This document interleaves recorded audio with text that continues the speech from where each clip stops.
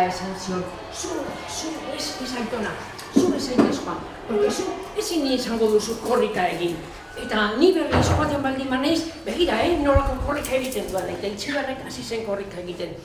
Eta Aitonak esaten zuen, ez gaixoa, zu ez zaitez joan, ni joango naiz, ez. Eta bera, Kuilura joan, hartu zuen ardi bat, eta abiatu zen mendiraino. Kobazuloraino. Eta han, Kobazulo ondoan ja zegoela, ondoan, Erensugearen ondoan, ja iritsi zen, eta ikusi zuen beste hartzai bat, Josebak, esan zion, baina Itziber, baina zer egiten duzu? Zu arrisku handia daukazu, Erensugea hor atera daiteke bai, ni etorri naiz, eta hau entregatuko diot. Eta Erensugea, momentu hartan, hasi zen ateratzen,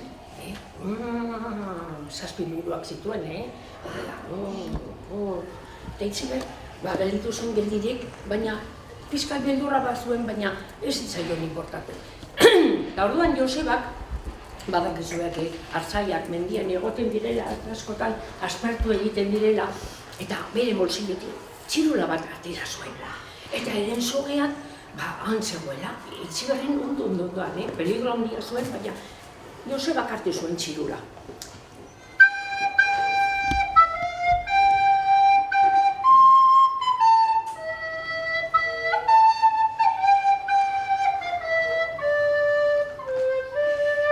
Eta, badakizuek, Erensugea hasi zen dantzan. Olako soinua egin zuten, hasi zen dantzan. Eta pozik, eta pozik, dantzan. Josebak esan zuen, hori joko dut, azkarrago.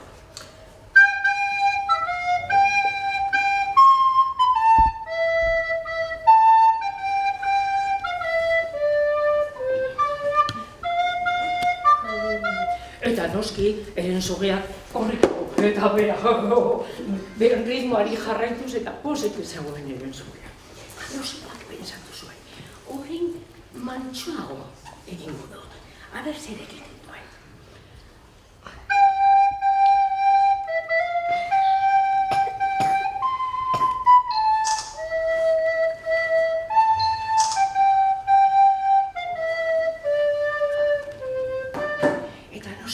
Erensugea ritmoari jarren, hasi zen eta momentu batean, romba, etxanda gelditu zen lo harturik.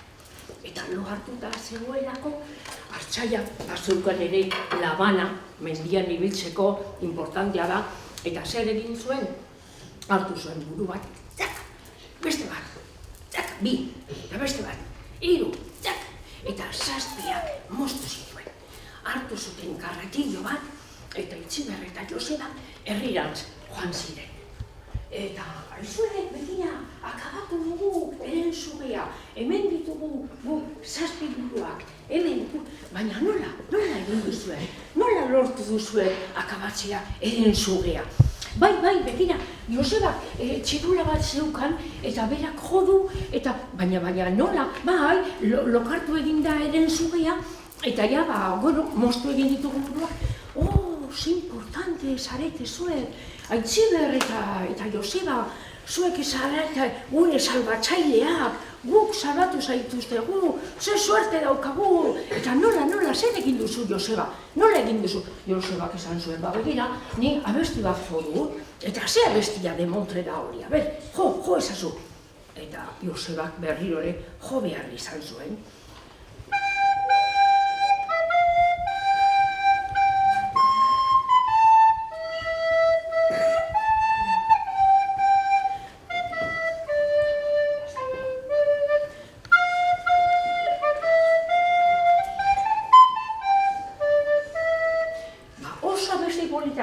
Eta horrela, jarraitu ziren euren bizitza, posiz eta zoriontsuak. Eta bukatu da.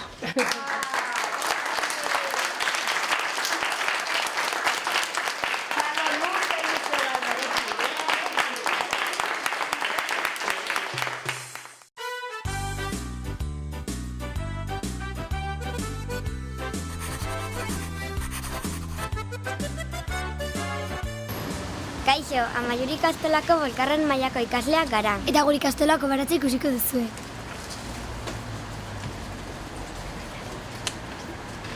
Ikastolatik kanpo dago, atezaintzaren eta jangelaren ondoan. Ertaina da eta barazki eta landare asko ditugu. Hemen konposta daukagu. Baratza 20 metro karratu neurtzen du. Baratzean dagoen zuaitza pagoa da. Amaiurre zain zarra da. 30 urte daramatza gurekin. Eta atezainek asko zaintzen dute. Oso handia da. Osto berdeak ditu. Eta beren borra oso osasuntsua daukate. Asko maite dugu.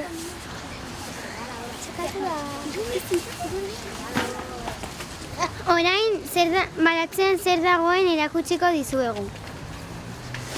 Ez da baratza oso handia, baino denetarik dauka.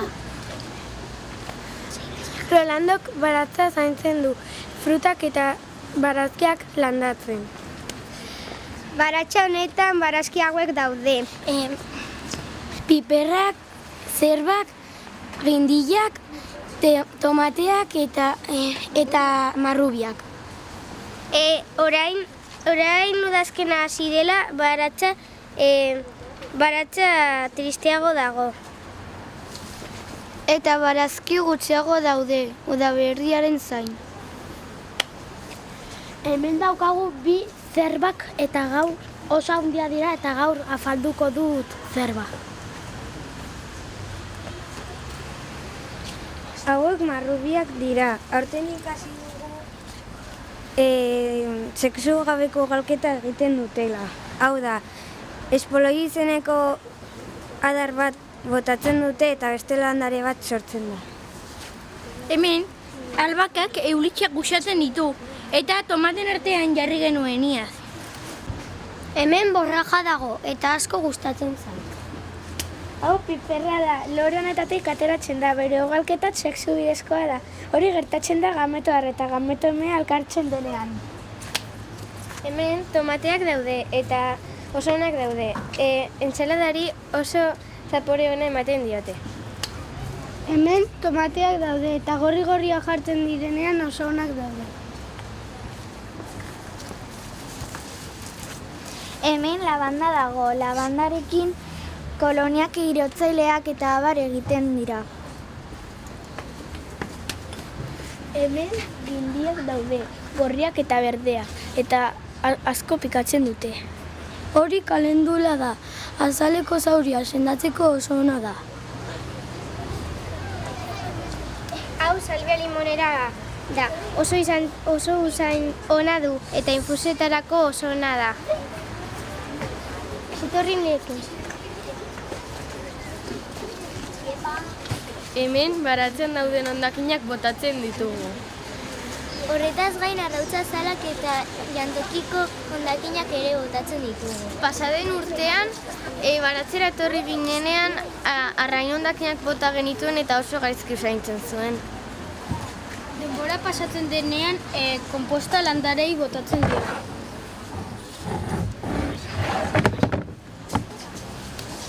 Konposta ona izateko nahasi egin behar da eta ura bota behar da. Trileno honekin konposta hasten da. Egune, ikastolako gela bakoitzean edukiontzi marroi bakoitza bat dago.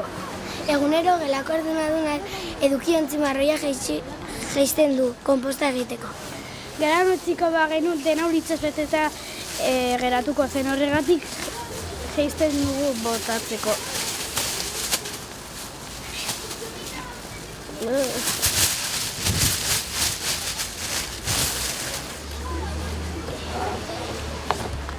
Baratza gustatu altzaizu, Bueltatu nahi duzunean, eta hori ikusiko dugu baratzaren inguruko gauzak.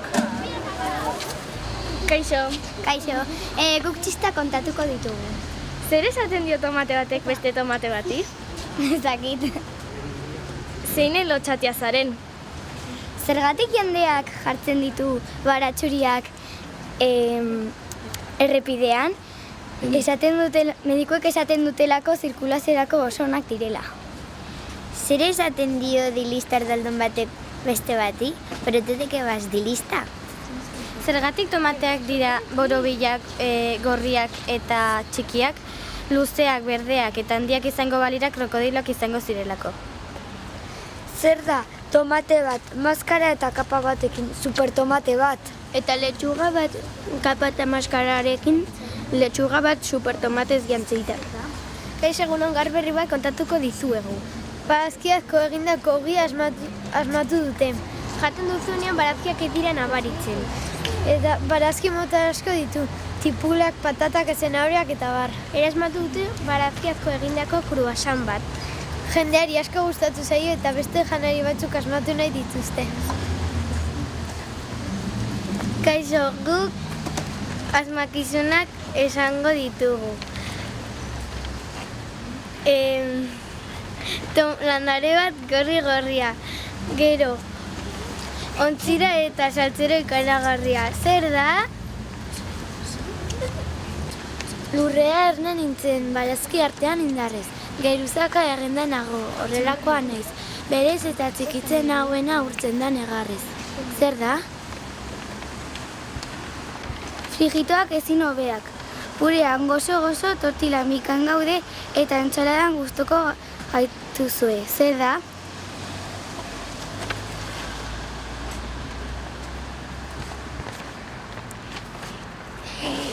Barazki dotoria naiz. Txapela berdea eta soineko morea daramatzat. Zer naiz?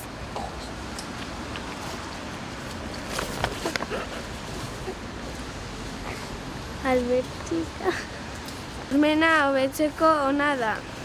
Untxiak jaten dute klaska-klaska. Zer da?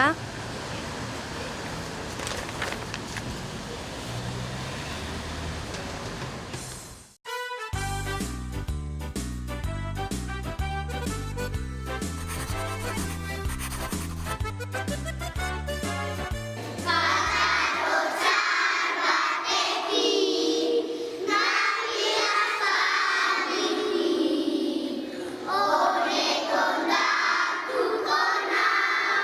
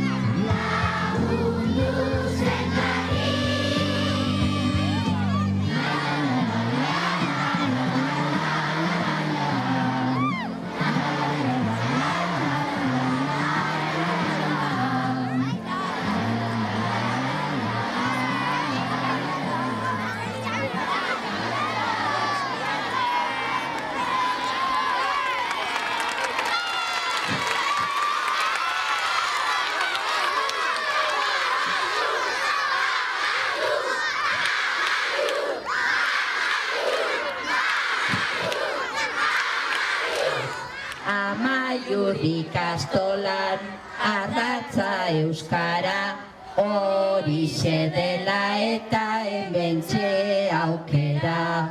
Aste honetan zehar martxan ari gara, eskerrik asko denoi eta gora euskara. Ekintza asko dugu jolasta eskulanak, kontuak esateko baita aitona monak.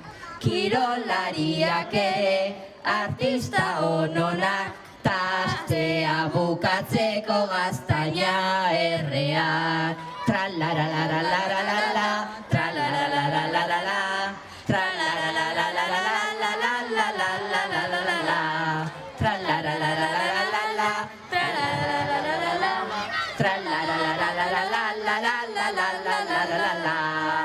Txalo bat! Oso ongi abestu duzu.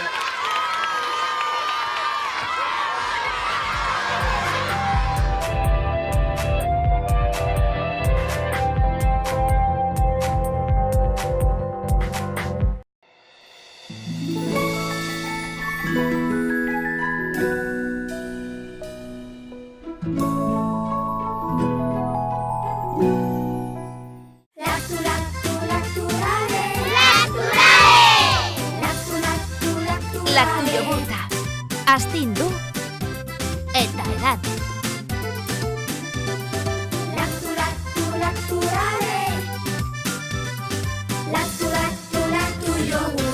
Orain ere, laktu jogurta gaingabetua, 100%! Esaidazu nola egiten duzun lo eta deskantsatzen duzun edo ez esango dizut. Gure egunaren herena lo egiteari eskaintzen diogu, hori da komenigarria behintzat. Badakigu oso ongi gure egunerokoan fresko egoteko deskantsua ezinbestekoa dela. Baita eguneroko aktibitate fisikotik errekuperatzeko ere. Ongi lo egitea eta giharrak eta adimenari atseden ematea ezinbestekoa da errendimendu gorena izateko. Lo egitean hartzen dugun etzanaldiak gure atsedenaren kalitatean eragiten du. Gainera, jaikitzerakoan izango duzun jokabidea aurreko gauaren deskantsuaren araberakoa ere izango da neurri batean. Buruz gora lo egiten baduzu, apneak izateko joera izango duzu. Aldiz, buruz bera lo egiten baduzu, bizkarreko deformazioak izateko aukera izango duzu. Azkeneko hau, guztiz komenigarria ez dena, gerrialdeko lordosia eta zerbikala areagotzen baititu. Eta bukatzeko, aldez lo egiten baduzu, kontuan hartu jarrera hoberena dela. Noiz erosi ohe malgukidun bat. Beti izango da momentu ona. Ez da zahartzarora itxaron behar, ez da lesio larri bat izatera ere. Egia da, horrelako ohe baten aurrekontua, ohe normal batena baino gehiagokoa dela, baina gure bizkarrezurrak zein prezio dauka. Egunerokoan, egon daitezken molestia horiek lo egitean ez gaizkiagotzea saiatu behar gara. Zeintzuk dira onurak? Hanka nekatuen berreskurapena, odol fluxuaren hobetzea, gerrialdearen eta sakroaren atsedena, zurrunka eta apneak desagertzeko laguntzen du, hiato herniaren arazoetan laguntzen du, besteak beste. Ohe malgukidun batekin gure koltsoiaren ezaugarriak hobetuko ditugu. Atseden sistema on bat, 3 elementu hauen kombinazioan oinarritzen da, koltsoia, somierra eta burkoa. Aukera on baten garrantzia. Dudarik gabe personalizazioa da giltza. Zure ohea modu egoku batean aukeratzeko faktore desberdinei kasu egin beharra zaie. Gorpuzkera, zure morfologia egitura, adina, temperatura giroa edo gorputzaren temperatura. Horregatik, konfiantza, profesionaletan bakarrik ustea ezinbestekoa da, beraiek izango baitira aukera hoberena hartzera lagunduko zaituztenak. Gauean, etzanaldi erosoa mantentzea beharrezkoa da, egunean fisikoki eta mentalki gastatu duguna berreskuratzeko. Gure gomendioak. Bizkarraren mina askotan etzanaldi ez zuzenaren ondorioa da. Etzanaldi oker bat denborarekin lesio edo hernia bat izan daiteke. Minari aurre egiteko gure gorputzak posizioa aldatzen du, defentsa moduan, eta gertaera hau ez da egokiena. Ohean deskonektaturik gaude, koltsoiaren baitan. Morfologikoki, ohea gure gorputzaren moldea izan behar da. Helburua, loaldi egoki bat eta atsedena lortzea da. Kirol munduan ibiltzen direnentzat kontuan izan, ez dugula deus lortuko egunez zainduz eta gauez edozein modutan lo eginez. Gogorarazi erreportajean ikusi duzuena eredu txiki bat dela. Konpromesurik gabe hartuko zaitugu, zuen zain gaude.